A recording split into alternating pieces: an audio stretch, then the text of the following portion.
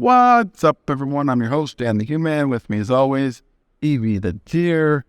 Welcome to another special Off the Grid episode where I disclose revelations that I wasn't able to have until actually physically leaving society and cutting off all communication with other human beings for 8 whole years.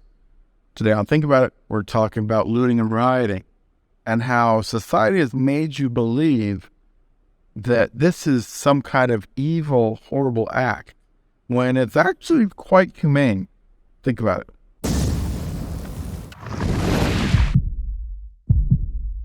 Think about it. So, let's talk a little bit about rioting and looting.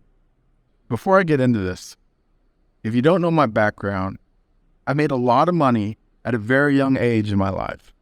I made my first million before I was turned 25. I made my second million I cashed out right about 1.87 million in my late 20s, and that's when I left society. When I was away from society, we used zero money. We didn't spend a single penny for 8 years. When I came back, most of that money was still there, just gaining interest, right?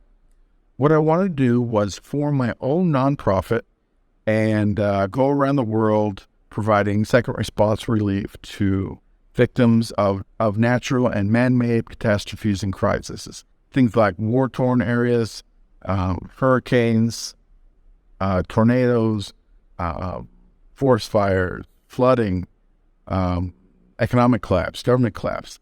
I was in New Orleans after the hurricane, Haiti after the earthquake, and both cholera outbreaks. All over the Middle East during and after the Gulf War, rebuilding. All over Mexico for the cartel wars, Venezuela during the economic and governmental collapse and looting. And I saw in all these places all the looting, all the rioting, and much, much more that you don't want to hear about and I don't want to talk about. So, back to our episode. So you see this all the time on the news. Some catastrophe hits, and the news portrays these people as criminals. And now they very well might be, because society has enacted laws against this thing. And that's fine. Disclaimer, I'm not saying go out there and break any laws and loot and whatnot. But I personally don't blame them. The plain and simple truth is, people, especially in today's society, have no means of acquiring food or other survival necessities other than the groceries from the store. That's what I'm against. That's the problem I have. That's why I've written all my books. That's why I do all my DIY videos. That's why I do consultations and lectures, public speaking events. I run a major campaign around the world to teach people how to provide for themselves, just like I did for 8 straight years. Because we don't know how to raise and kill a chicken to eat it. Our parents didn't teach us how to make jelly and soap. The skill and knowledge of how to preserve meat wasn't passed down from our great-grandfathers. The idea of, can we drink rainwater straight off the roof? Yes, you can. Wasn't taught to us.